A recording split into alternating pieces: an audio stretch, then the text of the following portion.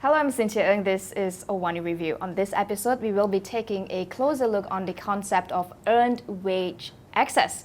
To put it simply, earned wage access is whereby employees will no longer need to wait till the end of the month till they get paid. So EWA is a fairly new concept in Malaysia, and a startup in Malaysia is trying to change the payday culture or the salary market. With this concept, I'd like to introduce the co-founders of Paid, P-A-Y-D. Joining me right now is Justin Kong to my left, and we also have Darvesh Daswani. Thank you so much for having me at your office. It's great Thanks to for be having here. us. Now, before I delve deeper into earned wage access, which I believe Justin has spoke about in one of our shows prior, I want to talk about the company and how you started Paid, P-A-Y-D. What led you to this? Maybe Justin, I understand that there's a personal story to how this started.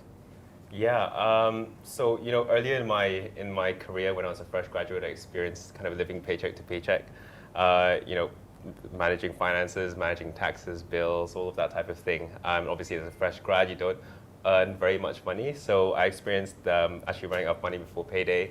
Having to make sacrifices, what you eat for lunch, what you eat for dinner, trying to make ends meet until you actually got unpaid. So that was kind of my story in terms of having experienced the problem. Mm-hmm. I think when I started out my career as well, payday lending was a really big thing back then.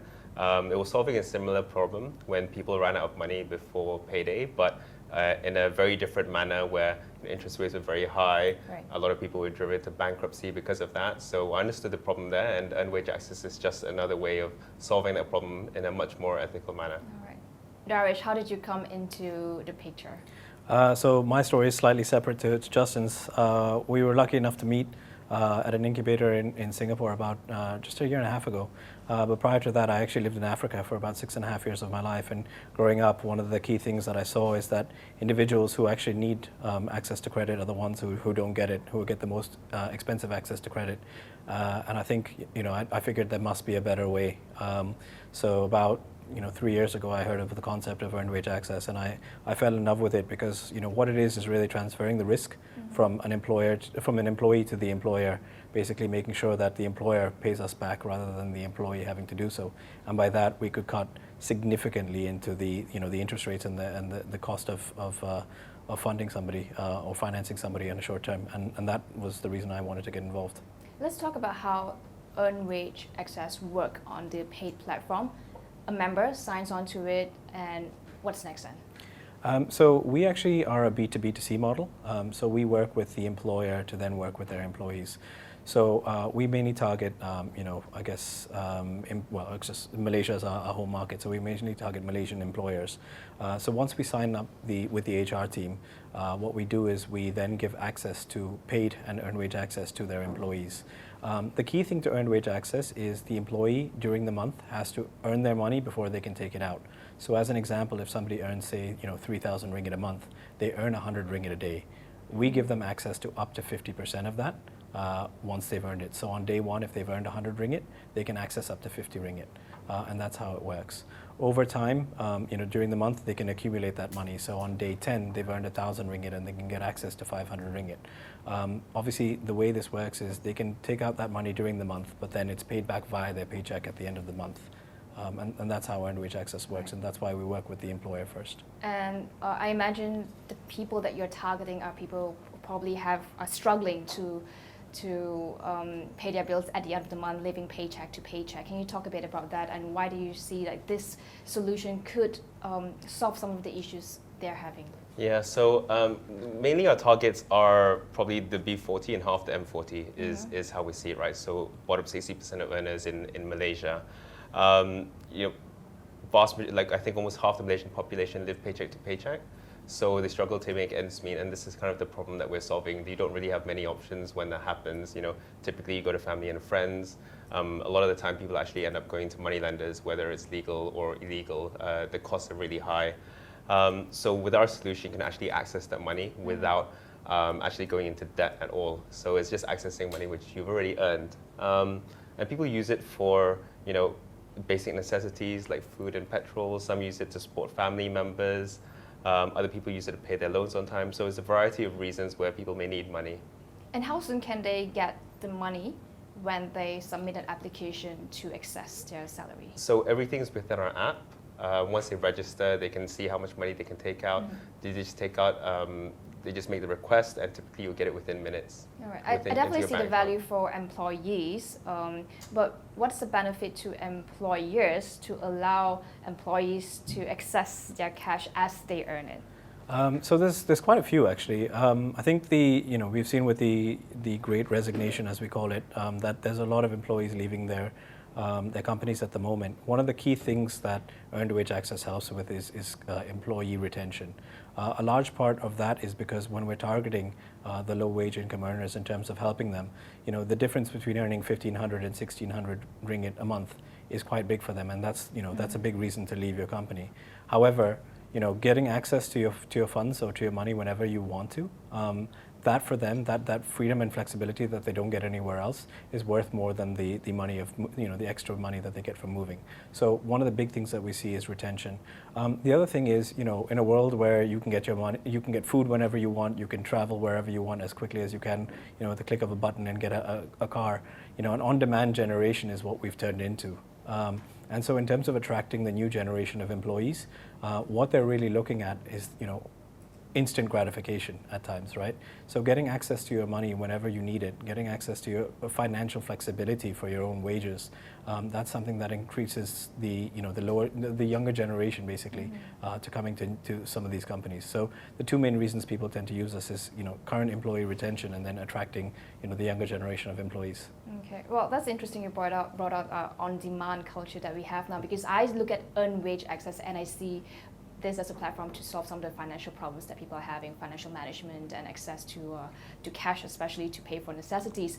Do you see that earned wage access should be something that people look to from time to time as a support, a lifeline, or should it be part of a culture? My honest answer to that is, I think it's dependent on the individual, right? I think what we've seen is that people are using it for emergencies, paying for fuel, paying for family issues. But we're also seeing quite a number of the individuals using it on a weekly basis, because all of these individuals live day to day. And what tends to happen is that they get a lump sum of money at the start of the month, and the employers just assume that your employees know exactly what they're doing with their money. The truth is, most of these individuals who live paycheck to paycheck will get to the 20th of the month and have a choice to make as to whether or not they can afford food. And that's because a lot of these individuals don't actually have the financial literacy necessary in order to make those decisions. So by breaking it down into a weekly basis, we're actually moving towards what they're already used to doing, spending day to day and living day to day. So I think it depends on who the person is, but I do think it's already a cultural thing.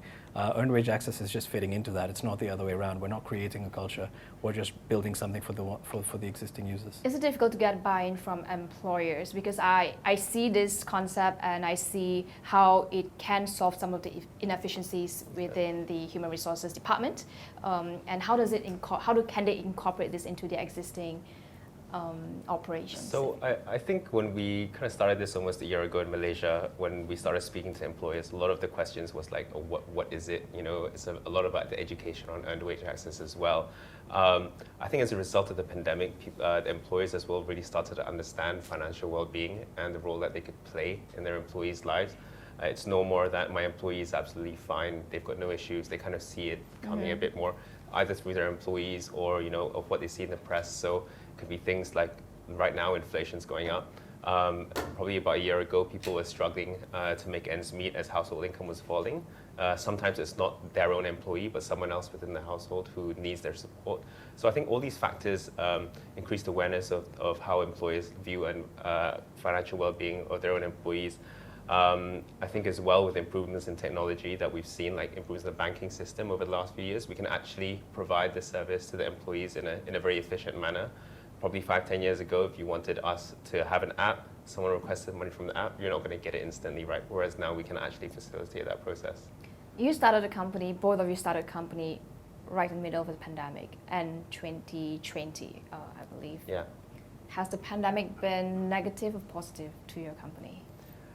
We see the need more from an employee's perspective. And I think because of that as well, employers are more aware of the kind of role that they need to play in improving financial well-being. I think financial well-being and earned wage access has taken off in other parts of the world. Yeah. So some of our larger clients who have international operations have already heard of it from some of their colleagues overseas. So in coming in and we're introducing this into Malaysia, and people are a lot more aware of it and the benefits that it can bring to their workforce. You know, when we come in and we explain why it's good for their employees, sometimes it's very different to, say, their colleagues in the US or the UK explaining to them earned wage access and the impact that has had on their workforce.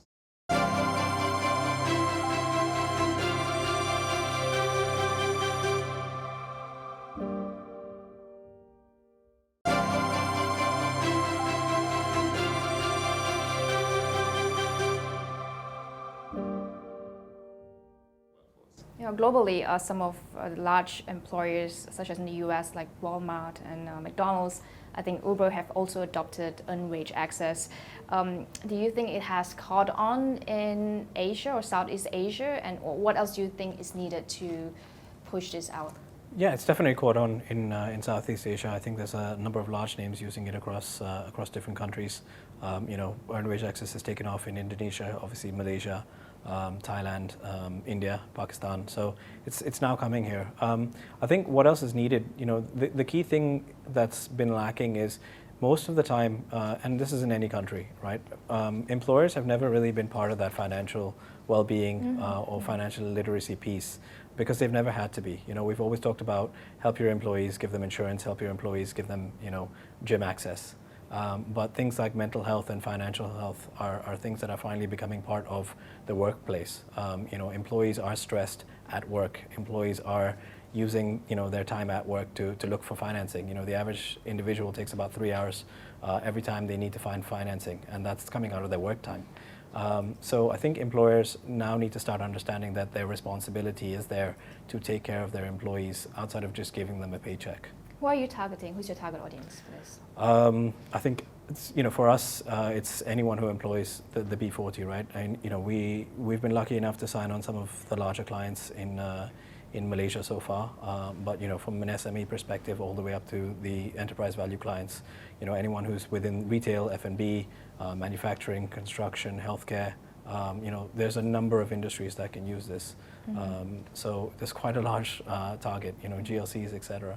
All right. I do see also the value of visibility because allowing workers to see their earned salary in real time and gives them access and assessment into their financial situation.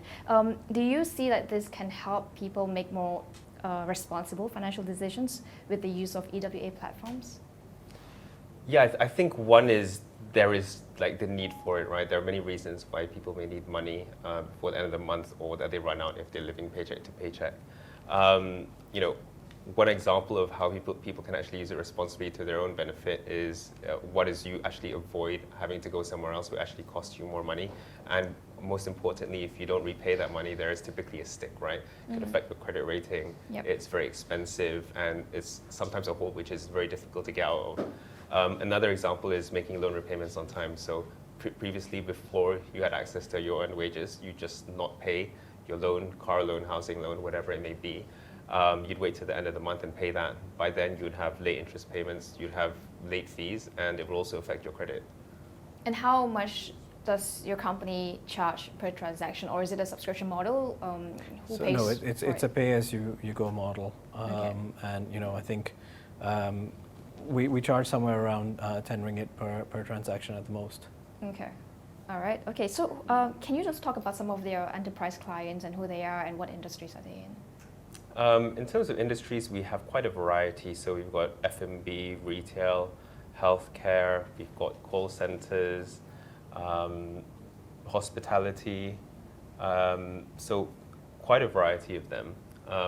In terms of clients, what can we actually share?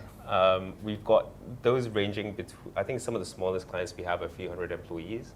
Largest ones that we've got are about 15,000, 20,000 employees. Okay, and then as you scale, I imagine the first step is to get more enterprise clients and then the employees would come on board, right? What has been the biggest obstacle for you in getting their attention and getting them to sign on? For the employees? For the employees. For the employees getting their attention, I think, you know, when we go into a meeting, a sales meeting, it could be One is getting to understand what it is, exactly how it works, and have them believe that it has an impact on their business. We felt that, I think I previously mentioned that 12 months ago it was very different. Like, what is it? They had to understand and get actually buying into believing earned wage access would have a positive impact on their business, or that the employees would even need it. Now it's less of that, but tell me about how your solution is better for my business. What are the differences that you've made to your existing clients?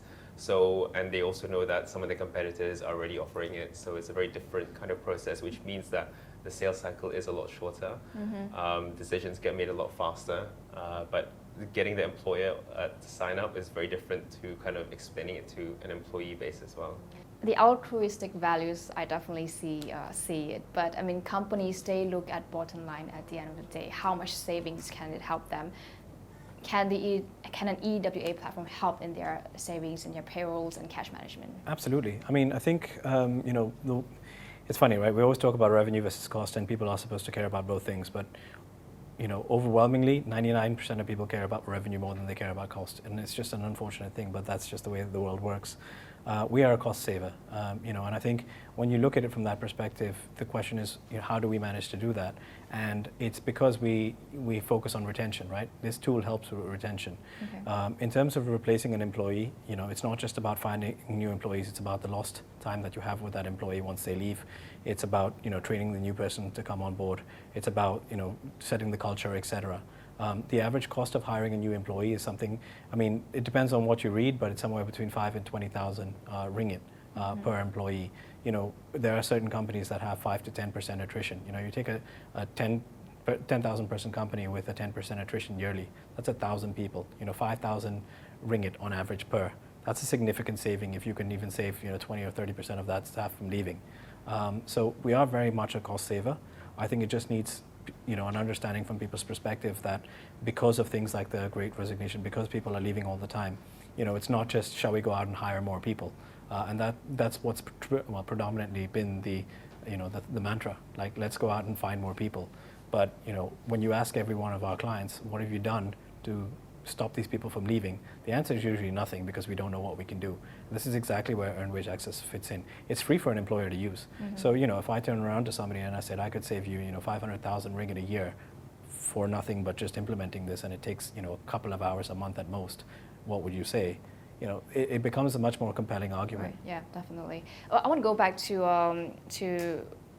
the employee's perspective. I want to talk about how do you prevent misuse on this platform, because as a platform that provides employees with early extra cash free of interest, there's always the opportunity for employees to abuse this privilege by requesting perhaps frequent salary advances or even bigger portions, right? So what measures are there in place to prevent such misuse?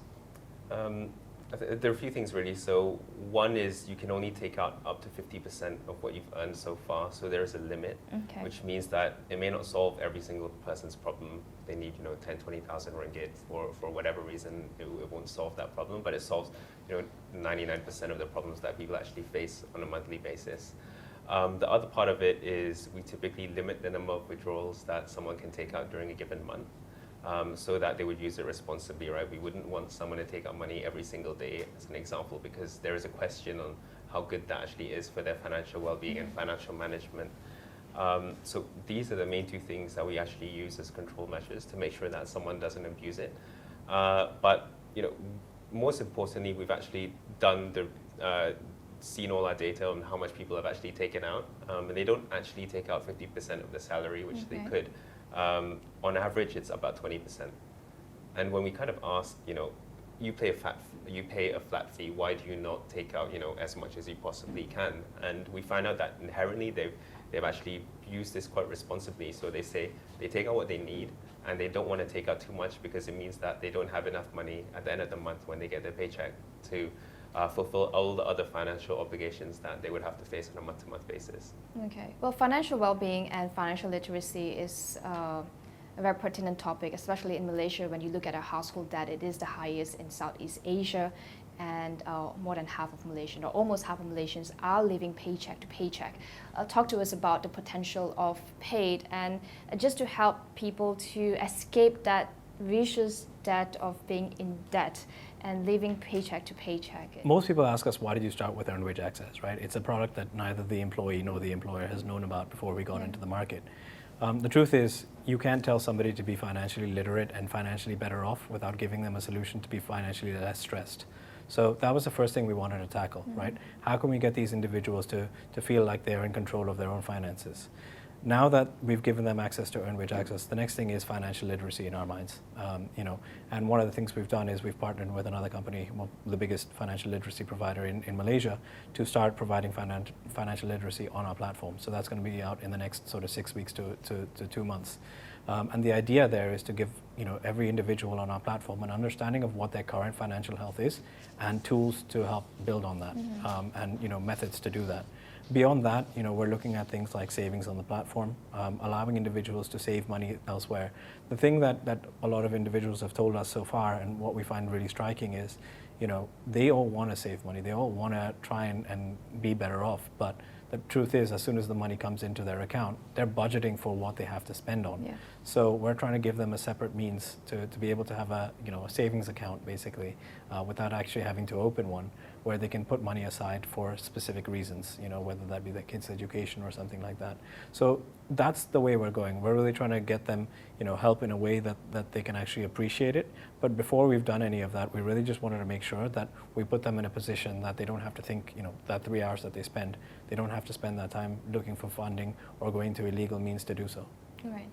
Justin, how has it been educating this demographic, the B40? What has been the challenges? Because finances are tight. I know people are just thinking the next day, the next week, and not so much about financial literacy or financial wellness. It's just trying to get by most of the time. Well, I think like Darvesh mentioned, we've partnered with Ringgit Plus in order to provide financial literacy courses within our app. We can actually go to a point where we actually have in-person courses if the company wants us to do that. All of that is accredited by the HRDF, so it's claimable from the HRD fund as well. I think it's, earned wage access is just the first part around reducing financial stress, right?